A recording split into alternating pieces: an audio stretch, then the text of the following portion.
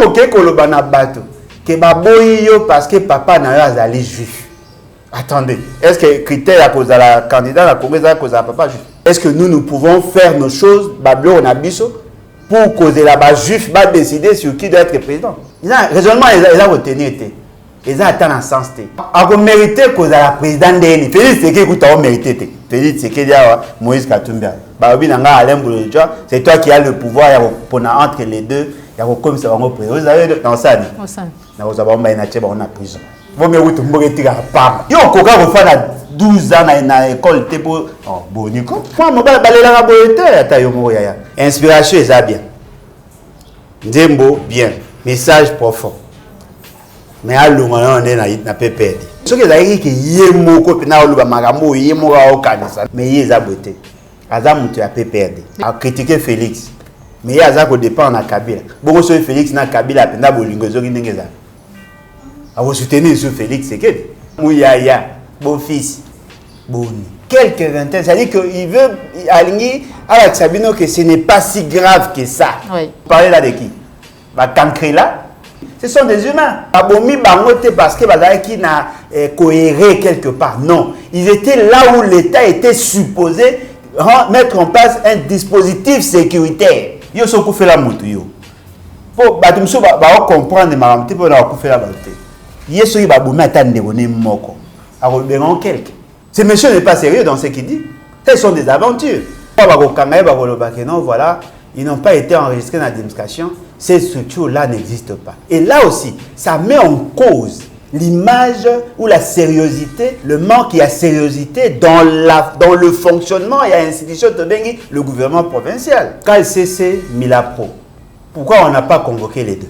Moi, je sais que Baboyi, Batu, Baloba, Makambouana, parce que Bango bazali na kati ya vision ya Félix Tshisekedi. Soki bakangi Kabila na ko regretter atate. Oyo koyela ye mitalinga te. Qui est le juge naturel d'un ancien président de la République? On doit poursuivre Kabila, oui, mais par quelle instance? Sur le plan national ou en dehors des institutions ou en dehors de l'État? Là soki ba yebisinga que Kabila a détourné mo na okamwa te. Kabila musana ya mwa. La souche ou la base.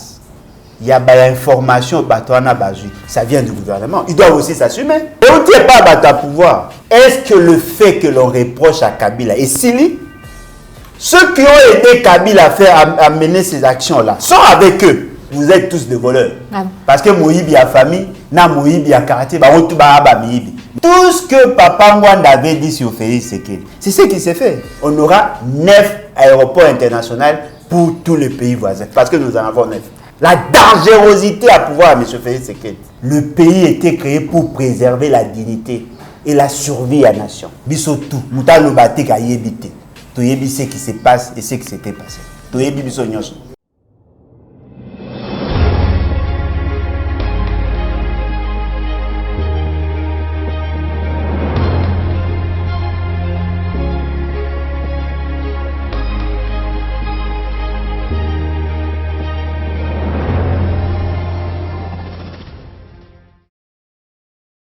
Bandeko Balandi applique Claire Télévision, la chaîne de vérité, la chaîne qui vous informe en temps réel. Mbotenabino, vous allez belé, Baïbouzouili Bakou, Yakolanda Maman Joël Kombina numéro ya Sika, ya émission Vérité de tous côtés, émission sur la mingi politique et vie sociale ya ba Congolais, Tina Nayango, Mukuru Mwalelo, Tuyambi Ponabino, Mwanamboka Alain Boulodjoa, Bosepi la Kanaolinga Zadi Kobunda Peko Pesa, Makanisinaye en rapport à Mambi Matali Mboka Nabiso, République démocratique du Congo, le Lengue Kakanaloba Maman Joël Kombe, actualité politique congolaise, et Ali Bongo vraiment pour faire couler beaucoup d'encre et salive. Voilà pourquoi, dans cette émission, nous avons vraiment maillé et Ali Kolobisa Baimboka. Mais sans plus tarder, je dis un grand merci à Joël Gondango, chasseur d'images, Ozwami Simaya Caméra. Nous avons déjà permis invité Nangaï, Papa Alain Boulodjoa, Mbote Nayo. Mbote Maman Nangaï, Mbote Nabalandi. En tout cas, merci beaucoup pour l'opportunité. Bonne santé. Oui, Kimia, ça va bien que le pays va très mal, mais ça va. Papa Nembolodjoa, réaction, tout analyse nayo, tout la li tout la mouki, tout moni nanzela ya réseaux sociaux, mandat ya comparution ya président ya KLCC, ba invité na TGI Gombe. Est-ce que na maizadi ko lekana nyonso po ezala ki après sitino esalama ki bongo liboso ya Seni, est-ce que ezali une manière ya kusala pression ya kokangambisa bayi KLCC pe mila pro minoko tout pe ezali na ngoka normal l'état de droit? Bon, madame, vous savez, très souvent, Batu Balinga pour comprendre le contexte était. Tout le ba faiblesse, il y a ba organisateur, il y a sit-in. Parce que bah là Batu, bah oui vous avez peut-être n'a pas problème, ou ils a dérangé, ou peut-être ils allaient conforme à la loi T, c'est probable. Mais et ça la rapace ces alliés batu bazoye batte que dans contexte autoza les alliés restauration il y a dictature. Nous avons en face de nous quelqu'un azana posa à régenter biso. Azana posa à commissaire biso le quoi bamboa adresser biso le quoi bamboa. Toko ma bateau toko ya soka lo bien alléluia biso to le amen. Au-delà de tout, les raisons qui ont milité en faveur, il y a sit-in, il y a des raisons moko valables. Voyez-vous? Batouana bazako linga ko faire voir à M. Félix Tshisekedi que la loi portant organisation et fonctionnement à CNI est posé un certain nombre de principes. Principe à liboso maman nangai ezali que mutu oyo akozala candidat il faut à ça la preuve il y a moralité il y a une certaine probité mais baloba na bino que monsieur wana Denis Kadima na ba groupe naïf de soutien ba tenta qui corrompre un nombre il y a ba votants parce que le principe il y a consensus ce qui est simité va procéder na vote il a joué na cadre wana pona kolinga ko désorienté. Or bateau bomonaki balaki chargé à désignation, c'est-à-dire les confessions religieuses par rapport à cette question, ce sont des agents publics de l'État. Bateau baosa musala à l'État. C'est vrai que bazali fait privé, mais la loi leur reconnaît le droit de se choisir moutoua comme président. C'est-à-dire qu'ils jouent un rôle public. Mais babeti ma sur la corruption, personne n'en parle. Bah le bapel est sous la même loi. Que Mouto à cause de la candidat, sa candidature sera portée. La cas président à CNI par une confession religieuse. N'a pas porté. Mais Mouto a porté candidature. Il y a Mouto quoi la cas Denis Kadima et d'aller kaka confession religieuse. D'abord la personnalité. Juridique, mais aussi à s'intéresser pendant pendant le processus électoral, à s'intéresser à la makambouya élection. Bisona binonyo sotoyebi depuis le processus électoral le banda. Quelle est l'action que l'église Kimbangiste a menée? Et puis au-delà de ça, Denis Kadima était candidat en 2020. Ce qui est surprenant, sa candidature n'a jamais été portée par l'église Kimbangiste. C'était par qui? Azara Mouterame, il s'allie, non? So, à combien est-ce qu'on a porté l'église Kimbangiste? Pour en 2020, l'église Kimbangiste, c'est même ma candidature, il y a Malonda. Mais le lot a commis, et pas à Kimbangiste. Moi, devant cette saleté-là, cette incurie-là, vous voulez que tu poses, vraie question? Il a posé une mauvaise question. Mauvaise question, Zani. Le procureur, où il y a TGI, a moni que le fait que Batouana va organiser activité pour naïe et troubler l'ordre public, et a moni que Nakati Nabango, il semblerait que Baoloba va enregistrer dans la démonstration publique. Ça, ce que Zali fait mon corps répréhensible, oui. Ils allaient faire répréhensible parce que vous n'avez pas le droit d'organiser les activités sans avoir été préalablement enregistré. Là, nous sommes d'accord. Mais les faits, Oyo Bango Bazako reproché, bateau Basalaki que Didi Kadima comme ma président. Et c'est plus grave que Bango Basali. Une même justice devant deux faits, mais a préféré le moindre au Leka Lukassé qui est grave. La gravité a choix à Mabé à Didi Kadima. Quand on parle de la corruption, il allait condamner la Constitution. Parmi les mots que les constituants ont confié la mission pour combattre Yango, il y a la corruption. Deuxièmement, la fonction que lui assume a des répercussions sur la dignité de toute la nation et surtout sur la stabilité institutionnelle. La vie de la nation en dépend. Vous êtes devant deux faits, mais il y a un monnaie qui est plus grave, et ça à poursuivre. Bazui, document, bon, tout le monde qui va document dans les réseaux sociaux, ndenge ba convoquer bango. Bako kende. Bako yoga bango. Bako kangaye certainement. Mais l'action va continuer. Ils ont dit que ça va être non, mais bako zonga sima ndenge parce que le corps bako kangaye bako lobake non voilà, ils n'ont pas été enregistrés dans la démonstration, ces structures là n'existent pas. Et là aussi, ça met en cause l'image ou la sérieuxité. Ils ont mettre en évidence le manque de sérieuxité dans le fonctionnement et l'institution de le gouvernement provincial. Il y a déjà le gouvernement provincial, il y a des marche où il y a les 27, où il y a des CCP Mila Pro, où il y a la population qui est chité na parlant du peuple. Non, KCC Mila Pro. Pourquoi on n'a pas convoqué les deux? Ce qui raisonnement la bango est logique que Batouana bazaki na qualité. Ils sont à deux. Comme sous la poésie na personnalité juridique. Ah, ceux qui ont la personnalité juridique, ce qui veut dire que la signature na bango peut passer. Ça c'est on est allé erreur il y a erreur matérielle non négligeable parce que ce qui importe c'est que Mouto a organisé à la qualité.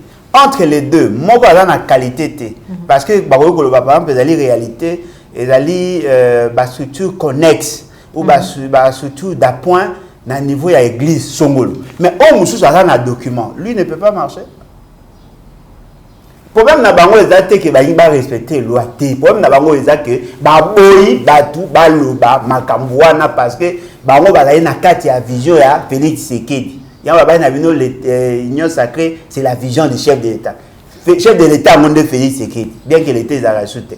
Ce qu'il y a un apôtre à Salake, l'union soit là au sein de l'Ikambu pour que déranger Félix Tshisekedi, il y a comme obstacle. Et ça dit que ça la passe, papa Alain Bolodjoa, massacre Naïtou, je crois, na Dro, 107 personnes. Ba massacré bango to peto bete ba bomi isusu bandeko na biso kutu ba kindeki ko bombama soit ko se réfugier na kama ko songolo pakala pona ko kima toujours en sécurité mais kasi ba def ba ko tungisa biso tongo midi pourquoi balandi bango kino na bisika wana ba bomi bango papa na Bolodjoa to yoki ministre ya communication Patrick Mouyaya alobi ete bato ba ko relayer information selon laquelle il y a 107 personnes et sengeli baloba solo parce que pour naïe, selon ma information, il y a quelques vingtaines de personnes. Maman, Mouyaya, beau fils, boni. Maman, tout ça est un peu fort. Ils allaient caca. Quelques. Mais non. Quelques vingtaines de personnes. Non, mais quelques vingtaines. C'est-à-dire qu'il veut aligner avec Sabino que ce n'est pas si grave que ça. Oui. C'est-à-dire pour lui, 107 personnes, c'est trop, mais là, caca 20. Vous parlez là de qui? Bah, Kankri là, un PC, Tony. Ce sont des humains. Il fallait plutôt nous dire comment est-ce possible, dans une zone aussi militarisée d'après Bino, là où il y a l'état de siège, Batouba Koufa, Bakoufa te Babouma Bango. Et puis le moment là, Baboumi Bango le bien, Baboumi Bango te parce que Bazara qui n'a cohéré quelque part. Non, ils étaient là où l'État était supposé mettre en place un dispositif sécuritaire. les réfugiés, déplacés, quelque part, là où on est en état de siège, là où on est supposé avoir une ceinture de sécurité, pour que Batona base en sécurité, Koufi Bobi est à quelqu'un. Yo so Koufi la moutou yo.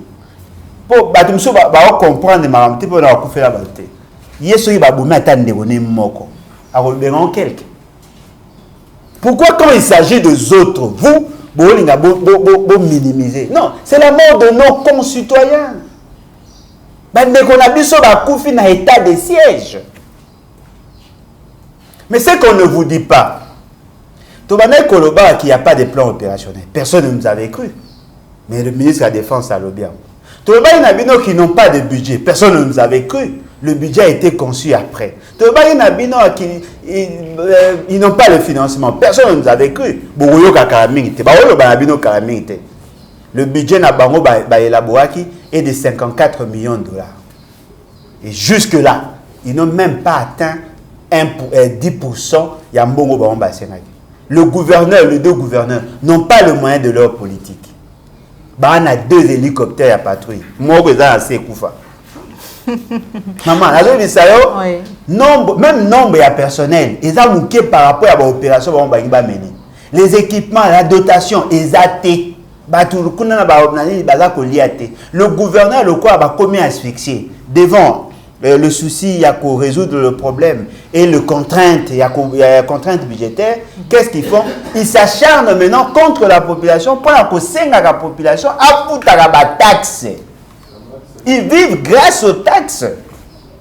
Ce qu'on taxe, la taxe est étalage. Ma boutique, la boutique, la PC, la bongo, la sangisi. Ce qu'on y a un hélicoptère, c'est 5 000 $ par jour. Les policiers font la dotation, la narration. Et ça va poser problème. C'est-à-dire que si on a une sécurité, ça va continuer. Parce que les gens qui état de siège sans réfléchir. Et ce qui est grave, même en n'ayant pas réfléchi, dans leur irréflexion, ce qui est ça dit que alors, papa Lambolojo parce que vous allez au Kobeta c'était na maimatali budget surtout état des sièges depuis budget malungate l'autre fois toyoka ki ba détournement ya misolo et sengela ki bongo et sala musala ya état des sièges ya minenge nini li solo ya prévision budgétaire ba ebisi biso ba warrior ba ebisi biso ete ezali bongo estimé na 10 milliards de dollars alors que Mapinga, topé armé, azali na moins de 4%, tout le baïe était 3% juste. Maman Ngaï, nous avons le malheur d'avoir 3 types d'ignorants. Na bateau boyo karabata ignorant dit sacré. Ceux qui connaissent peu surtout, ceux qui connaissent tout sur rien et ceux qui connaissent rien sur tout. C'est-à-dire que et ça passe, il y a un moment où on va réfléchir normalement. On va toujours à côté. C'est pour la toute première fois que nous avons un budget de 10 milliards. Ça, c'est une aberration. Comment? C'est une aberration. On s'est payé un budget de 10 milliards. Non, ce n'est pas la toute première fois. On a déjà eu un budget à 10 milliards. 10 milliards, 900 millions. Il vous souviendra. Pendant qu'il y a une histoire. Il y a un kamba. N'est-ce pas qu'il avait un budget à 10 milliards 500 millions? Bobo San. La réduction de compte au Bassali à 2020, le budget était de combien? 10 milliards 900 millions. Deuxième élément. Bobo CP a 10 milliards 900 millions au Bassali dans la prévision à l'eau. Mais Bobo semblait au Bobo Sana qu'en 10 milliards 900 millions au Bassali qui est à 2020. Et bien, la question dans la loi réduction de compte que vous n'avez même pas atteint 50% de la mobilisation à 10 milliards 900 000. Bah, mobiliser la recette était. Bah, mobiliser, pour des raisons à Covid. Tu espérer cette fois-ci, papa? Moi, je peux espérer même typologie à bateau, au salaire, et là, on échange. 10 milliards 900 millions, vous n'avez pas atteint. Mais ce qu'on vous dit pas assez. Moi, non seulement qu'ils n'ont pas atteint l'objectif financier, il y a 10 milliards 900 millions, mais là, vous allez sous grave, les affectations n'ont pas été respectées. C'est-à-dire que le ligne de crédit, ça qui n'a pas d'institution, il y a des institutions qui n'ont rien consommé, il y a d'autres qui ont tout consommé. Il y a eu des dépassements à plus de 100%. Bah, on sur 76%. C'est-à-dire que l'État congolais, dans sa gestion à prédation, a moni ndenge ba sali. C'est-à-dire que M. Félix Tshisekedi n'a pas besoin de bimi le corps trop bien moi ils ont belé na oluka momo un peu doux. Et trop bien. Ce sont des criminels économiques. Ils ont pris l'argent de la République, réaffecté à mon abandon. C'est ce qu'on appelle détournement. Le ministère, ils n'ont pas consommé. Par exemple, l'armée. Et là, on peut pas s'arrêter. Même la diplomatie. La diplomatie agissante. Aujourd'hui, la diplomatie est maintenant. La diplomatie ne se fait pas seulement au niveau du président de la République. La diplomatie se fait au niveau du gouvernement. Mais la diplomatie se fait surtout par nos représentations, nos ambassades.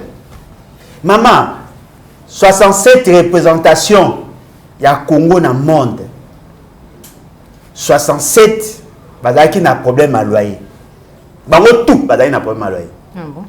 En 2020, Fouta Mbongo, pour foutre la bango loyer. Pesa, frais de fonctionnement. Il y a 28 représentations, 9 détournants. Tous ceux qui restent là ne sont pas payés. Le loyer est foutamité. Décembre, octobre, novembre, décembre 2020. Nous avons 3 mois à loyer. Et il y a salaire. Il y a frais de fonctionnement. En octobre, novembre, nous sommes allés. Tant que nous décembre, foutamité. Mais les loyers ne sont pas payés. Alors, dites-moi, le budget que vous avez élaboré, binomoro, beaucoup qui même pas, il y a qu'à exécuter à moi à 50%, mais il y a eu des dépassements à niveau de la présidence. Ce qui est très grave. M. Félix Tshisekedi a multiplié par 3 le nombre de personnel et la présidence. Et en même temps, il a multiplié par 3 leur salaire. Ça fait 900%. Sur un soldat, vous avez combien? Et là, on est au sali pour le peuple. Jean-Marc Kabunda, c'est pour Yango. Non, ouais, là, tu es en train de vivre à l'institution pour les soldats. D'abord, non, mais attendez. Ça, ce sont des aventures. Ce monsieur n'est pas sérieux dans ce qu'il dit. Ce sont des aventures. Maman, tant qu'on a réduction à train de vie à l'institution, on en a combien? 4. Président de la République, Parlement, gouvernement, cours et tribunaux. Est-ce que dans les cours et tribunaux, il y a eu des dépassements? Non. Depuis que Kouloutou Mouzit a matissé là, magistrat salaire. Matissé un salaire? Non. Les magistrats n'ont pas connu de dépassements. Sur le 20%, ceux qui 21%, ils n'ont même pas consommé 10%. Ok, à niveau du Parlement, l'Assemblée nationale a connu un dépassement. Pas vraiment. Le Sénat, oui. Mais là où il y a le problème, c'est au niveau du gouvernement et de la présidence. Le gouvernement qui devient pléthorique, la présidence, le président qui a un personnel pléthore, on va consommer l'enveloppe globale. Parce que vous remarquez, moi, je autorité budgétaire, moi, je mouton exécuteur budget. Entre les deux, on débat ça. Et vous se rendez compte, ce sont les institutions politiques où lui est coordonnateur qui a des dépassements. Alors, ceux qui veulent dire il y a des parlementaires, c'est bon, ils arrivent à fantaisie. Mais quand ça n'a pas été rappel. Yewana Kabunde, na début à la législature, il a soutenu la thèse selon laquelle les députés, il faut avoir des conditions le meilleur pour que Bango puisse vivre parce qu'il va avoir la charge, il y a des électeurs. Ça, c'est son raisonnement. Papa Limbolodjoa, Mboka, c'est gestion criminelle. Maman, est-ce que vous avez imaginé la présidence de la République a effectué des dépassements? Le budget, on va consommer. Pas les prévisions, on va consommer. Et là, qu'on mettre pratiquement à 700 000 $ par jour. Et là, on dit, Félix Tshisekedi n'a pas la biso pour te payer 700 000 $. Et là, on dit, ça là. Et ce qui est encore grave, dans ces budgets, bon, bêta les solo. Bah, tu as vu notre programme à repèse à 10 millions de dollars par territoire. Parce que l'idée est venue de nous. Il y a repèse à 10 millions de dollars par territoire. Mais bango balingi basala et le quoi. Sans coup de koyeba, le contexte et l'opérationnalisation. Baza ko sambouye, ba obimisa mbongo à l'état mabé. Et puis nazongi c'est le mot, la capacité mobilisatrice. L'État congolais ne mérite pas un budget de 10 milliards. L'État congolais peut aller même à 15 milliards, même au-delà. Mais pour qu'elle soit faisable, et comme une effectivité, il faut que Batouya sérieux va pouvoir bateau bayebi ba baisser la gouvernance. Bangonde ba kosala que la gouvernance est comme potable. Ah. Ce ne sont pas des incultes. Papa Limbolodjo lobia à 70 000 dollars.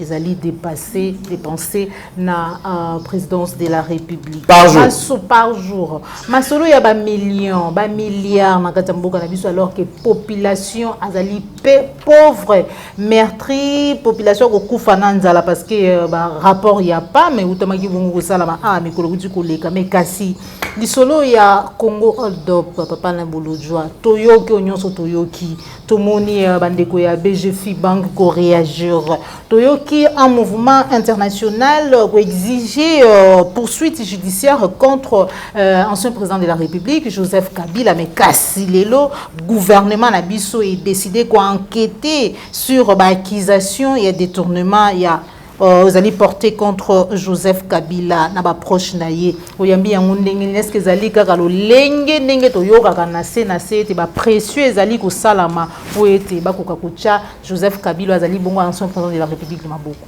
maman ngai soki bakangi Kabila na ko regretter atate parce que ngana yebi que tant on est ko pesa bango conseil bon gérer bien ba ndeko yoka te na pesa ya conseil ngamutu so na pesa ya conseil ici.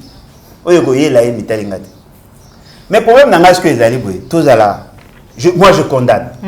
Je condamne le fait que la prédation, ils s'est manifestée à la tête du pays, ils ont occasionné fragilité, il y a structure, il y a organisation sociale et la structure économique. Là, je condamne. Voyez-vous? Mais tout le ballon en question. Qui est le juge naturel d'un ancien président de la République? Non, mais tout le baka a été poto le bas. On doit poursuivre Kabila, oui, mais par quelle instance? Sur le plan national ou en dehors des institutions ou en dehors de l'État? Faut comprendre. Maman, to ba non ndekuna. Avant to kota en profondeur, pour to kota en profondeur. Qui est le juge naturel de Kabila?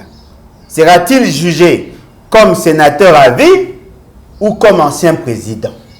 Quelle est l'instance attitrée pour juger le sénateur à vie ou le président de la République Yakala? Je vais appeler sur réponse, le reste ça deviendra facile. Parce qu'apparemment, Bazali ko reproché à détournement, Bazali ko accusé étant qu'ancien président de la République. Non, mais qui est le juge naturel et ancien président? Pour moi, la loi portant statut à président, à ancien président, et le but qui son juge naturel, c'est la Cour constitutionnelle. Mais cette loi-là, ils sont conformes à la Constitution? Avant de évoluer, il y a des problèmes.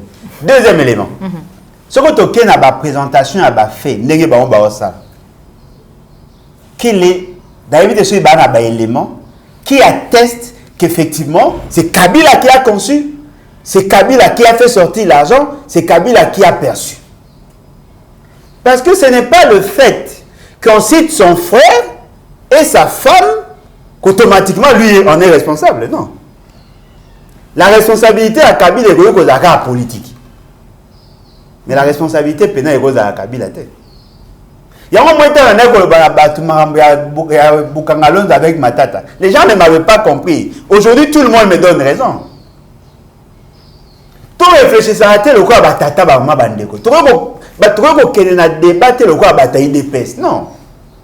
Vous nous dites, ok, Mbongo Moge Bimaki na compte tel et Koti na compte tel. Moutouana, comme on a été, Azwaki Mbouana a pesaki Kabila. Là, on comprend. Mais vous voyez, non, voilà, la banque là appartient à son frère, et la femme qui était bénéficiaire, mais Félix Kabila n'a moi si n'est pas Moutoumota. Bah, Tumbaï. Il y a un moment sonné dans le juridiquement, dans la Bible, non, même dans la Bible. Moi, c'est dans la Bible. Non, mais ceux qui moi c'est assemblée là, on va l'assembler là, on va y faire. Ah ouais. Et alors, c'est ça. C'est-à-dire que Jésus ne doit pas nous juger. Vous avez une femme infidèle, et parce que qui moi c'est infidèle, tu vas entrer dans la livre. Non. Et l'autre est livré. Nous risquons de nous poser de mauvaises questions. Mais et l'autre on a ces pelines en Guizanini. Ok. Bazako la kisabino gestion à prédation. Nga soki ba ebisinga ke Kabila a détourné mo na kokamwa te. Na kokamwa ta 30 secondes kutu na kokamwa te na oye bagaga ata naza na certitude na yebi ka ke Kabila musana ye yango. Yango moni ba congolais ba sangana po ba longola ye. Il a mal géré la République. Il y a eu des enrichissements insolents au détriment du peuple. Il y a eu pratiquement la privatisation de l'État. Na famille nae, na yé, bah comment na mbongo, koleka, c'est que l'État peut représenter. La quasi-majorité à l'entreprise, ils allaient pratiquement quoi appartenir à Bango. Ils prennent en otage toute l'économie. Et cet enrichissement ne peut être qu'un enrichissement illicite. Là, nous sommes d'accord. Mais maintenant, quand tu as Makambo et Tikali, ça va fort, va changer. Et puis au moins, il est vrai. La souche ou la base, il y a des informations, ça vient du gouvernement. Ils doivent aussi s'assumer. Comment ça? Et on ne tient pas à pouvoir. Donc, on a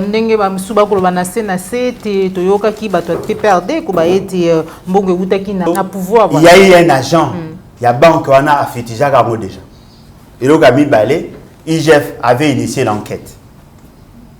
Ce sont eux qui ont donné les informations na Batouana. Mais on va s'assumer pour l'année. Et puis est-ce que le fait que l'on reproche à Kabila est Sili?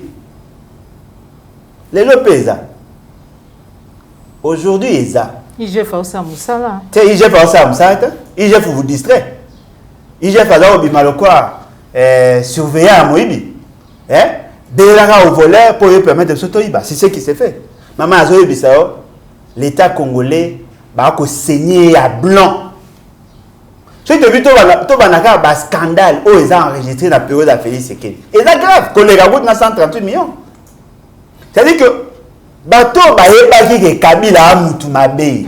Bateau que Kabila a détourné l'argent de la République. Bateau que Kabila a détruit ces pays. Ils ont quand même pu accepter. Il y a qu'à cohabiter, qu'à coexister sur le plan politique avec Kabila pendant près de 2 ans. Ceux qui ont aidé Kabila à mener ces actions-là sont avec eux. Bazawana, ministre de l'économie, Bazawana. Ministre de la ministre de la finance, Bazakuna. Ministre de la ministre de la communication, Bazakuna. C'est-à-dire que la bande Kabila qui a aidé Kabila à nous faire du mal sont avec eux. Quand est-ce que vous faites le dossier pour la barrette? Quand est-ce que vous faites le dossier pour l'embauche? Quand est-ce que vous faites le dossier pour comment il s'appelle? Mendo Malanga. Pour la bateau, pour le ministre, il y a comment on appelle ministre, il y a urbanisme et habitat.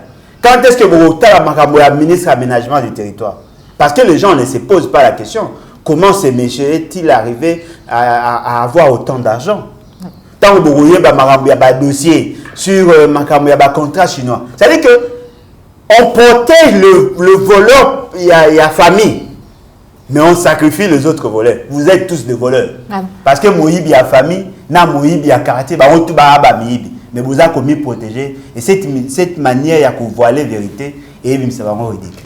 Papa Nembolo Joa, toujours ngamuki na maimatali o mabele o ya biso situation sécuritaire ya mboka o ya biso République démocratique du Congo lisolo ya balkanisation tongo midi pourquoi papa là ba congolais ba ko telemela maimatali balkanisation tozali ko beta c'était chaque jour mais est-ce que vraiment lelo tokoki ko banga lisusu likambo etali balkanisation to pe lisolo ya balkanisation to po mboka ezali déjà balkanisé parce que comme on a lelo direction générale ya Rwanda na Goma tomoni gouverneur militaire et on a Vincent Karega bakati gâteau ezali symbole nini maman gâteau a mes forme ma belle maman gâteau na basala ngolo kwa ma belle c'est comme si c'était un territoire que l'on coupait au fait. Au moment Papa Ngwana n'était pas un prophète. Il était juste intelligent. Il confrontait les faits par rapport au référentiel et il savait lire les conséquences il y a fait. Il y a un moment où il a le quoi prophète. Tout ce que Papa Ngwana avait dit sur Félix Tshisekedi, c'est ce qui s'est fait. Il n'a que 3 missions. Légitimer d'abord, blanchir le Rwanda, légitimer l'action Nabango, et puis de faciliter l'atteinte à la balkanisation. Pour blanchir le Rwanda. Aujourd'hui, le Congolais commence à douter sur la responsabilité à Rwanda dans le massacre à Congolais. Maman, on a sali na bateau émission. Qu'est-ce qui prouve que c'était le Rwanda? Ah bon? Ça, c'est la question qui confirme cette analyse-là. C'est-à-dire que Baolinga va légitimer l'action à Rwanda. Va trouver un mot normal. Non, mais c'est normal. On veut construire un aéroport international. C'est aussi une manière pour le Rwanda. Parce que le Rwanda, c'est un voisin naturel. Nous ne pouvons pas vivre sans Rwanda, sans le Rwanda. Ceux qui vont Rwanda, alors vont déplacer Rwanda, non, attention. Il y a des pays qui sont frontaliers, mais qui ne s'entendent pas dans ces mondes. On ne dira pas le premier. Palestine, n'est-ce pas que c'est un État? Au Canada, Israël. Est-ce que Balongoli Baborne, Balongoli frontière? Ça reste. La Corée du Nord et la Corée du Sud, n'est-ce pas que ce sont des frères? Est-ce que la présence, il y a conflit ou la responsabilité à gouvernement et que ça qui te rompre définitivement les relations? Non. On peut être de pays voisins parce que Bazali pays limitrophes, mais notre attitude vis-à-vis à Rwanda est une attitude non belliqueuse. Ce n'est pas le fait que nous sommes voisins au Rwanda que cela interdit à Kagame de tuer nos frères. Alors, ce qui tourne en philosophie, ok, tous les pays voisins, le quoi a en capacité de déplacer Bangote, chaque fois quand ils nous font pression, nous devons coopérer. Alors, sachez-le très bien, on aura 9 aéroports internationaux pour tous les pays voisins, parce que nous en avons 9. Merci. Ce que maman, merci, il faut comprendre la dangerosité à pouvoir M. Félix Tshisekedi. Est-ce que vous pouvez imaginer un conseiller principal en matière d'économie et finances vous dit que nous n'avons pas de choix que de transacter avec le Rwanda? Le Rwanda, c'est un pays organisé et le Rwanda peut entrer par la fenêtre. Au lieu qu'à côté par la fenêtre, nous préférons qu'à côté par la grande porte à exploiter la ressource Nabiso parce que nous n'avons pas de choix. Attention, le pays ne sont pas créés pour être en paix. Le pays était créé pour préserver la dignité et la survie à la nation. Ne pensez pas que ceux qui vont concéder la nation et qu'on a une bonne approche. Est-ce que la Zambie, à côté de la frontière, n'a pas besoin? Il y a un gouvernement qui a été pour la Mindelo. Maman, les Mindelo étaient déjà tracés en 1884-1885. Ça a été réaffirmé en 1911 dans la Convention de Saint-Germain de l'Aïe. La question ne peut plus être abordée parce que nos républiques, nos pays ne sont pas nos inventions à nous, ce ne sont pas des royaumes. Il y a l'invention, il y a communauté internationale. Le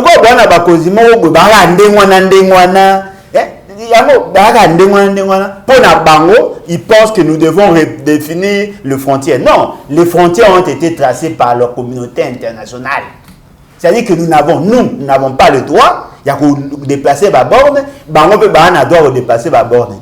Mais le quoi, il y a un cadre de la souveraineté, Chaque État doit s'organiser, avoir une armée forte, une police, une forte administration pour maintenir le borne. Mais le gars, il a borné. Il a déplacé la borne. Il y a un problème dans le ça Papa Limbolodja, l'autre fois, tu décriais qui est l'ongonayo, tu télémila qui réfi, il y a visa, quand on a gouvernement congolais, oyo paiwa puis baboela qui série Michel, oyo asila qui bongo kobimisa film, auto bengi l'empire du silence, kotalisa, le lengenini bazali koboma bai kongomani pour na ba minéré, oya biso na ngambu ya est, mais kasi to yo monié akutani na gouvernement, nanzela ya porte-parole ya gouvernement na biso Patrick Mouyaya balobi était filmé que la projeté bongo na Palais du peuple du 26 27 29 na 18h bazo quand même sima est-ce que ceux qui va projeter en que peuple congolais population congolaise a moni yango bakozo moi courage wana ya kotelema pour être maezali koleka surtout na partie est et continuer ko sala maté mais pourquoi surtout pe ba ponika maman ngai na remarque que bino ba Congo bwana ba ndeko ebele mututu azaka ndeko Kagame ndeko Thierry non et loko ezali vrai ezali que ceux qui ba congolais ba ozela ba talibanda ba like ça ba image pour que ba comprendre la situation à pays je suis désolé et lo nini ya sika o batu ba ko mona o to yebite au moins et donc, moi, si moi, il y a complexe. Est-ce que vous savez, moi, je soutiens par ailleurs la vision, je soutiens la vidéo. Oh, ils allaient retracer notre histoire. Les réalités, peut-être, ils allaient cacher pour certains. Ouais. Mais l'oko est vrai. Biso tout. Mouta le baté a yébité. Tu yébi ce qui se passe et ce qui s'était passé. Tu yébi biso nyos. Il suffit seulement qu'on vous dise que t'as moutaboma qui papa na yo yé. Ou un sentiment moro boye. Oh, nous connaissons ceux qui nous font du mal. La Belgique, la France, les États-Unis, bref, l'Occident. Le Rwanda, le Burundi, l'Ouganda. Nous les connaissons. Et nous vivons d'atrocités chaque jour. Autour de Tamasoula 117, tous les types qui ont un rapport, tous vidéo pour que tu prennes conscience. Il y a un risque que tu dois recourir. Non. Pour finir, le peuple congolais a posté la vidéo pour se révolter. Le peuple congolais a posté un déclic. Et là, ils allaient vrai. Congo a le coup l'éléphant ou a kolala. Tout ça, les fois à la mouka. Ce que la mouki a s'occuper na bampé seigneur surtout bazana, il va les écraser. Na boyi batubatia na esprit na bango que pour que congolais a tellement il faut pas projeter vidéo. Non. Ba monaka. Merci beaucoup, Alain Bolodja. Pour finir, Moïse Katumbi, Liboso, il y a plus de 160 ministres Yamokili. Alors, il était République démocratique du Congo, le gouvernement Nabiso, Bazali Kolinga ko écarté na course, il y a élection présidentielle parce que papa naïe azali bongo juif. Alors que Mikolo Koleka Tozela qui Moïse Katumbi a se prononcé parce que ligne rouge est déjà franchie. Mais Kino Lelo a continué la consultation et Lelo a lobby était République démocratique du Congo va écarté parce que papa n'a azali juif na course et élection présidentielle. Maman ngai na kutani na comment je peux dire na batu balobi maman ya Moïse Katumbi azaki moi na musala ya maman ya bakate bekatoto wande bat balobi na éviter ce que za solo pour na inga okota ba vie privée na bangote mais loko ezo occuper makambo ya présidence de la République ya monto occuper ce qui maman ya Moïse Katumbi aza congolaise personne n'a le droit de lui interdire d'être candidat. Boya candidature n'a été parce que papa n'a pas juif. Peut-être que Bazako Boya candidature n'a été parce que Bazako Mona que Azali congolais. Yé, ce Azali congolais d'origine, net biso. Bon, on a doublement congolais d'origine. Et côté à Koko, et côté à Koko à moi, c'est côté à Koko à Mbali. Partout, n'a pas congolais. Mais ce qui est Azali congolais côté à Maman Naï. Et que M. Félix Tshisekedi, que lui continue à soutenir par ailleurs, considère que lui ne peut pas être candidat, a corrigé un instrument tel que le Parlement pour modifier la loi parce que la Constitution est à l'élo et exclut yété. La loi électorale est à l'élo et exclut yété. C'est la loi qui bango bataillon sacré bako sala pour exclure. Alors, s'il considère que ceux qui sont là, ça la MAB, pourquoi lui continuer à être avec eux? Moi, je vais ça là en sorte que le wanamile na bango, o koma musika na bango pour te plaindre. Tu ne peux pas te plaindre na mabe o batu na yo ba ça yo, non. Et puis tant que koloba na batu, que baboyi yo parce que papa na yo azali juif. Attendez, est-ce que critère à cause de la candidat à la Congrès à cause de papa juif? Est-ce que nous pouvons faire nos choses, bablo on a biso, pour causer la base juif va décider sur qui doit être président? Raisonnement, ils ont retenu été. Ils ont atteint un sens. Nous voulons avoir de Congolais d'origine, mais surtout de Congolais intelligents, capables de transformer la société et de permettre à ce que tout aille dans Moïse Katumba pour retrouver Moïse Katumba l'argent. Il mérite là. Mérite non, mérite ouais. Nazo le bandé pour mériter vous à la candidat, pas pour mériter vous à la président. Maman Tayomo. Ah mérité hein. Oh. A vous mériter vous à la présidente d'Eli. Félix c'est que vous avez mérité. Hein? Bon, c'est vrai qu'il y a Ebi Azata moi background que le cas Félix, mais toi n'a pas maman. Moi de toi toi n'a plus de 155 000 km de route à construire. Toi n'a pas ça à plus de 120 000 écoles à construire. Toi n'a pas ça à plus de 15 000 hôpitaux à Bakissa, centre de santé à Botonga. Toi n'a pas ça, il faut te créer au moins 40 millions d'emplois. Toi n'a pas ça, te créer au moins 26 universités à mener dans le Congo. Toi n'a pas ça, il y a au moins 20 millions de logements sociaux. Mais toi, à n'a pas ça, il y a autant de Samboga normalement. Félix Sekedi, Moïse Katumba. C'est toi qui as le pouvoir entre les deux. Il y a comme ça, vous avez dans ça. Vous avez en prison. Merci beaucoup. Devant ces défis-là, on n'a pas besoin des amateurs. Yo koka ko fa 12 ans na école tepo boniko. Tokomi na suka émission na biso mboke tengami mboke kufi. Mama chala mwana loti.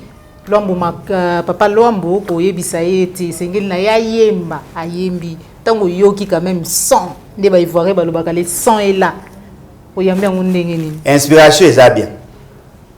Ndembo bien. Message profond. Mais à l'ouman on est na pépé. Au moins au gros dans nos mois ça qui top. Mais famille et bébé c'est le macabre. A na réputation il y a bateau yo. Bon on a le voyage on a pire esprit. Oh on ba ine bien ngai. Azana bateau yo inspiration ou t'arrives pas moninga.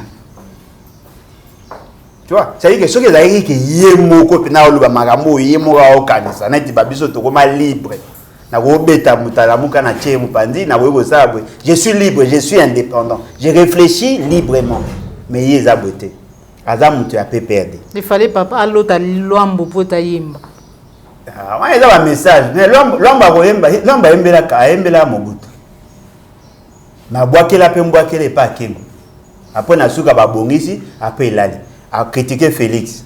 Mais il y a ça qui dépend de Kabila. Bon, sur Félix, na Kabila, il y a des gens qui ont soutenir sur Félix, c'est que. Toi, on a posé un bateau libre. Bateau qui a eu le balicambo, il y a un canisa. Makambalobi, il a bien. Bon, il y a un oui. Félix, c'est que beaucoup de gens ont oui. Mais elle est à côté, il y a Kabila. Pour nga, na magalisi na ngane na zao. Félix, c'est que na Kabila n'en font qu'un. Ponanga na koki ko limbisa facilement Félix Sekedi na ko limbisa Kabila. D'accord. Pour passer na mona bato abeta ba 40 km à pied. plus de 18 millions de personnes. Babimi na Samboula. Pour na kokende ko voter. Kabila oyo. A se décider habiter ba Congolais ba bazoba.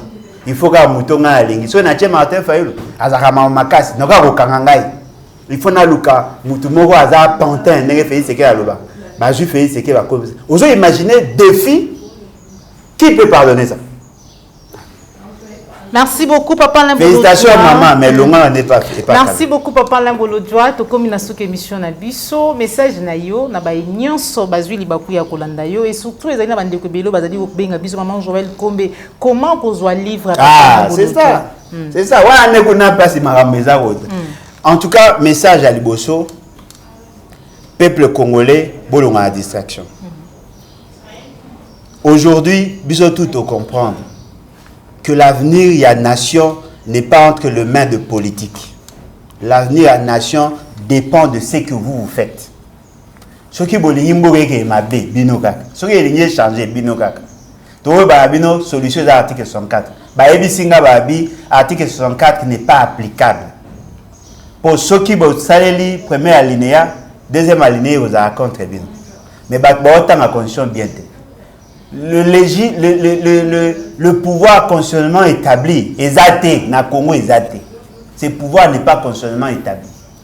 Parce que le pouvoir constitutionnellement établi, c'est un pouvoir démocratique. Ça, ce n'est pas la Constitution. Ceux qui t'ont enclenché l'article 64 étaient de retourner en rond. La révolution populaire veut dire quoi? Peuple a télémi, a boyi, et puis il impose une nouvelle ère politique. Il faut que vous ayez des éléments malicieux que vous avez libanda. Yango wana to senga bino. Vous croire dans l'organisation, vous croire dans votre propre conviction. Voulez-vous continuer à vivre dans la misère? Il y a que vivre pas si à Congo, qu'on perd d'espoir? Non. Alors, le corps bolingi changement. Imposer ces changements. C'est simple. Vos yeux, vos yeux, vos yeux, tout ça, et ça va bien. Et c'est pas qui ça, moi? Bon, mais capé nano. Bah, il y a pas mais c'est simbi. Par rapport à livre. Livre, ils ont été quand. Merci Nabato, bazong ici pendant avant na santé que demande commis ko funga mali susu. Boso mbaisu davantage. Parce que nous insistons pourquoi. Livre oyo ils ont soutenu l'action de mener. Ceux qui vous sont mis 1000 livres, ça nous fait 20 000 $. Donc vous avez 8 000 de soutenir l'action. Ceux qui vous ont mis 100, donc vous avez 800 de soutenir l'action. Mais chaque fois, vous avez au Kabela Moutous, 8 $ en un livre. Et puis, le livre, vous tanga. Pour que enjeux mondiaux ou enjeux à Congo, et puis quand on a élection, tout ça. Non, la forêt fait partie des enjeux. Toto, je l'envoie 500 millions. Maman, bojite, parce que c'est une promesse. Ils ont promesse. Bojite, ils ont promesse. Maman, il va y avoir promesse. Et puis ceux qui vont soutenir l'action de la mission, ils bien parce que nous n'avons pas à vous trahir. Tout ça, on a ça, tout bunda, tout continuer le combat. Mais vous avez bien été, tout ça, tout. D'accord. Et on va tout équilibrer, vous soutenir, vous avez bien. Merci beaucoup, Papa Limbolo pour nous faire merci, Joël Gonago, chasseur d'images, je vois qui c'est ma caméra. Le Marocain. Popo la Yombe, plus que boss, Jacques Makabou, na ba nyonso pour Jacques Libaku ya kolanda biso mukolo mwalelo. Tokutani bongo malasi masoki nkolo abateli biso, osepe like na émission, liker, partager, soki ezali mbala liboso landa biso, kobosana te, kusabonner na kati ya la chaîne de vérité, la chaîne qui vous informe en temps réel. Merci na Christian Bopate, les référendums, pe na Félix Mbatika, Mumaboko Bank, au revoir.